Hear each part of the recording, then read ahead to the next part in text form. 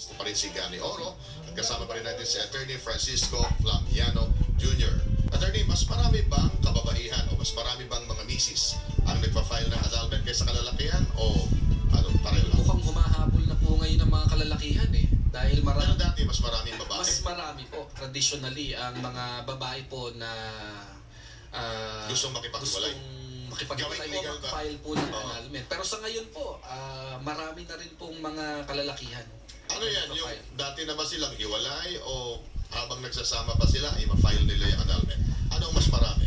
Ang mas marami po definitely yung mga physically separated na po o yung mga magkahiwalay na talaga.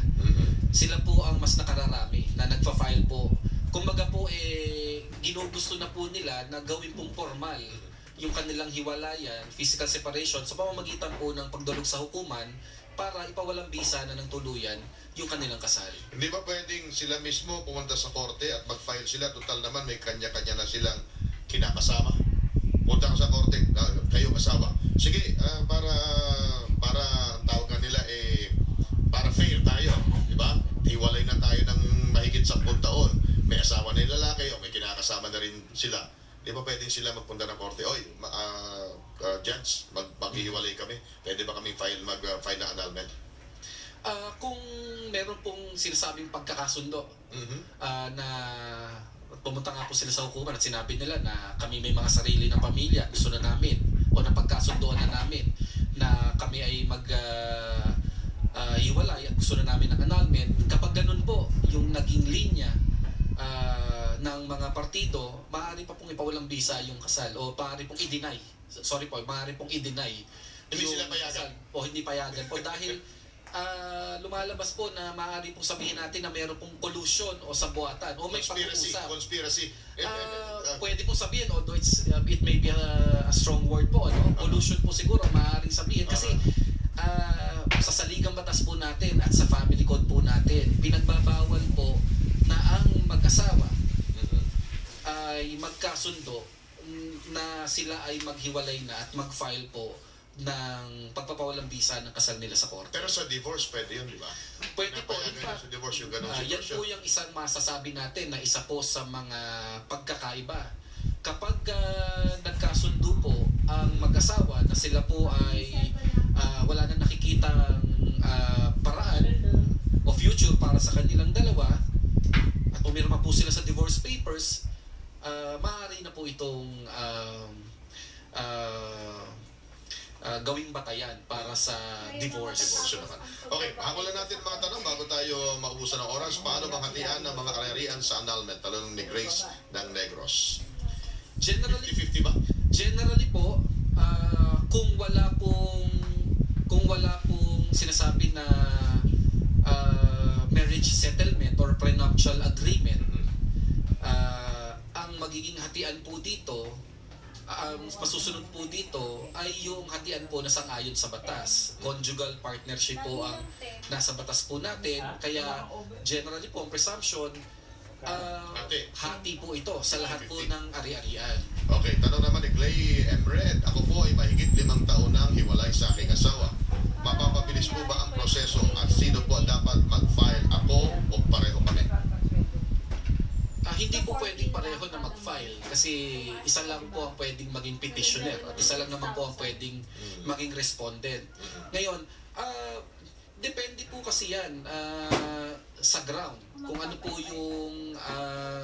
yung ground na nais nilang pagbatayan. O either sa kanila pwede mag-file?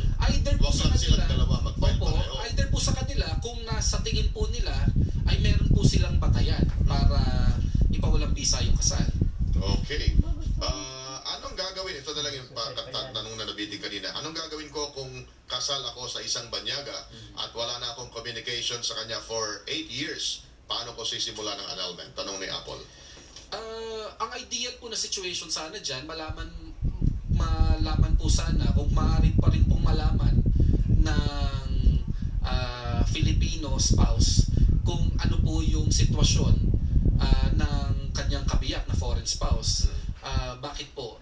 Kasi kung sakali po na yung foreign spouse po na ito ay naghain na po ng diborsyo sa kanyang home country at ito po ay pinagbigyan na, Ang maaari pong gawin ng Filipino spouse dito ay kumuha ng kopya po ng divorce decree at ng ilang pa pong dokumento para po pumunta sa korte rito at iparecognize So, anong yung diborsyo. So, mas mamapadali yun pag nalaman niya may diniborsyo pala siya at makakuha siya ng dokumento. What if talagang wala, hindi niya ma-allocate? Paano i-inform lang doon? Inform lang doon and then balik na naman sa publication ulit? Opo, Ng kung newspaper. wala po talagang information, ganun pa rin po, same process po sa annulment.